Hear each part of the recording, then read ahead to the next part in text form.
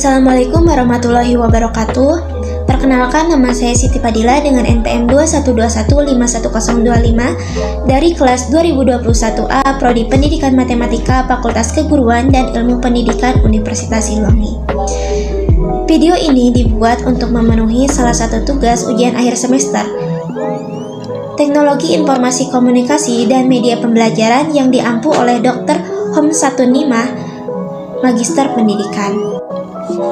Kondisi saat ini memang dirasakan tidak mudah bagi dunia pendidikan. Perubahan pola pembelajaran yang serempak dilaksanakan secara daring sebagai upaya untuk mencegah dan memutus mata rantai penyebaran COVID-19 ini menjadi tantangan baik bagi guru, orang tua, dan siswa, di mana proses pembelajaran tidak sebebas seperti sebelumnya yang memberikan ruang untuk berinteraksi baik antara guru dengan siswa, siswa dengan siswa, serta antar berbagai lembaga lainnya sebagai fasilitas pendukung kegiatan pembelajaran. Nah, dalam pandemi COVID ini, pengalaman kesulitan yang saya alami yaitu pemahaman materi yang disampaikan oleh guru, di mana guru hanya memberikan tugas melalui media WhatsApp atau Google Classroom atau Sekolah Pintar Indonesia atau kita singkat dengan SPI, tanpa penjelasan secara menyeluruh terhadap materi tersebut, sehingga saya sendiri atau siswa lainnya tidak memahami materi yang diberikan oleh guru tersebut. Nah, hal tersebut harus bisa dihadapi dan disiasati, di mana guru dituntut lebih kreatif dan inovatif dengan menggunakan fasilitas dan teknologi yang ada untuk mendesain kegiatan pembelajaran yang bermakna dan bermanfaat selama masa pandemi COVID-19 ini. Nah, di sini saya akan menampilkan sebuah media pembelajaran ICT tentang materi matematika, yaitu Teorema Pitagoras, yang saya buat berdasarkan studi kasus tersebut.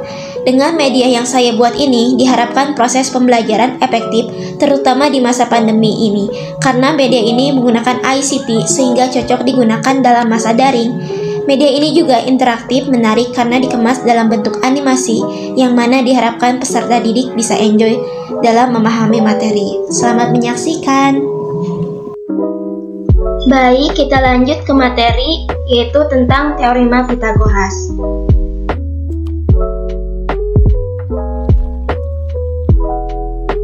Nah, di sini ada sub-sub materi Teorema Pitagoras yang akan kita pelajari, yaitu yang pertama ada sejarah Pitagoras, yang kedua ada definisi Pitagoras, yang ketiga ada syarat Teorema Pitagoras, yang keempat ada pembuktian Teorema Pitagoras, yang kelima ada dalil dan rumus Teorema Pitagoras, dan yang terakhir ada contoh soal.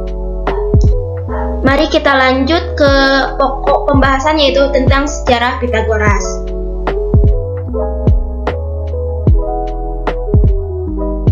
Nah, di sini ada sejarah Pitagoras, yaitu Pitagoras adalah sebuah nama orang dari zaman Yunani kuno pada tahun 570 sampai 495 sebelum Masehi.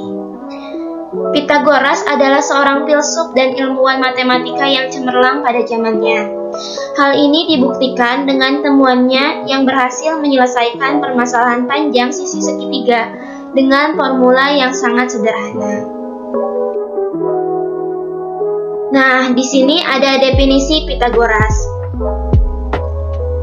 Definisi Teorema Pitagoras adalah suatu aturan matematika yang dapat digunakan untuk menentukan panjang salah satu dari sebuah segitiga.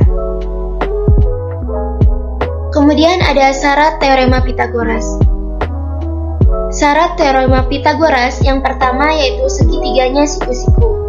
Bisa kita lihat pada gambar yang ada di sebelah kiri bahwa segitiga ABC merupakan segitiga siku-siku. Kemudian syarat yang kedua yaitu dua sisinya diketahui, misal sisi AB dan BC diketahui, atau sisi BC dan sisi AC yang diketahui. Kemudian kita lanjut ke pembuktian Teorema Pitagoras. Bisa kita lihat pada gambar sebelah kanan, di sini ada persegi besar, nah yang berwarna putih ya. Kemudian ada persegi kecil yang berwarna merah dan 4 buah segitiga. Nah, segitiga yang ini, segitiga yang ini, segitiga yang ini, dan segitiga yang ini. Nah, untuk pembuktian Teorema Pitagoras, maka luas persegi besar, nah yang ini, sama dengan luas persegi kecil yang warna merah ditambah luas 4 segitiga. Yang ini. Kita hitung luas persegi besar yaitu A tambah B kuadrat sama dengan luas persegi kecil C kuadrat ditambah luas 4 segitiga yaitu 4 kali setengah AB. Kita operasikan yaitu A tambah B kuadrat difaktorkan menjadi A kuadrat ditambah 2AB ditambah B kuadrat sama dengan C kuadrat ditambah 4 kali setengah AB hasilnya adalah 2AB. Kita kurangi kedua ruas dengan negatif 2AB. Menjadi A kuadrat ditambah 2AB ditambah B kuadrat sama dengan 2AB sama dengan C kuadrat. Nah, karena 2AB habis ya, karena dikurangi 2AB kurangi 2AB hasilnya 0, maka A kuadrat ditambah B kuadrat sama dengan C kuadrat.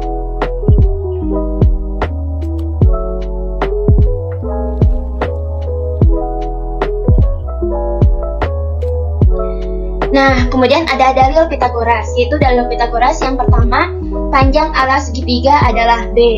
Bisa kita lihat pada gambar, B merupakan alas dari segitiga. Kemudian dalil yang kedua yaitu panjang tingginya adalah A. Bisa kita lihat juga, A merupakan tinggi dari sebuah segitiga. Kemudian dalil yang ketiga yaitu panjang miringnya adalah C. Bisa kita lihat pada gambar, C merupakan sisi miring atau panjang miring. Maka dengan menggunakan dalil Pitagoras, hubungan antara ketiganya dapat dirumuskan menjadi A kuadrat ditambah B kuadrat sama dengan C kuadrat.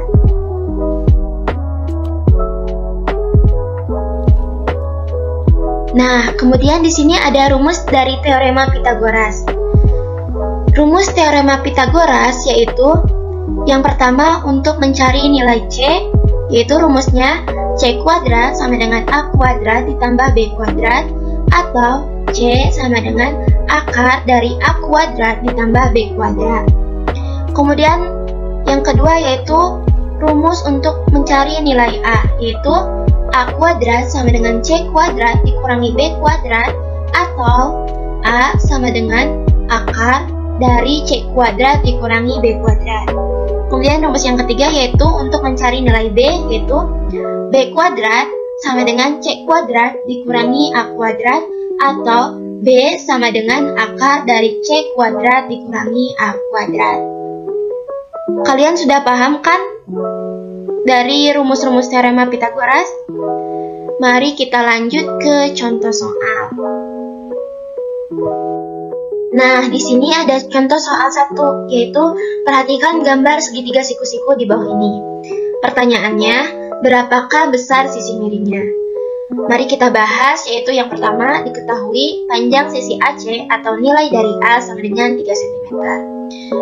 Kemudian, panjang sisi AB atau nilai dari B sama dengan 4 cm.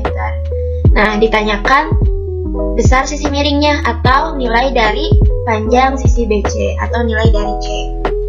Maka kita jawab dengan rumus A kuadrat ditambah B kuadrat sama dengan C kuadrat. Nah, di sini kita substitusikan nilai-nilai yang telah kita ketahui, yaitu nilai dari A dan nilai dari B. Maka menjadi 3 kuadrat ditambah 4 kuadrat sama dengan C kuadrat. 3 kuadrat hasilnya 9 ditambah 4 kuadrat hasilnya 16 sama dengan C kuadrat. Nah, 9 tambah 16 hasilnya ada 25. Jadi, C kuadrat sama dengan 25. C sama dengan akar 25. C sama dengan 5 cm. Jadi, panjang sisi miringnya adalah 5 cm. Sekian video pembelajaran berbasis ICT yang dapat saya sampaikan. Mohon maaf apabila ada kekurangan. Semoga video ini bermanfaat. Terima kasih. Wassalamualaikum warahmatullahi wabarakatuh.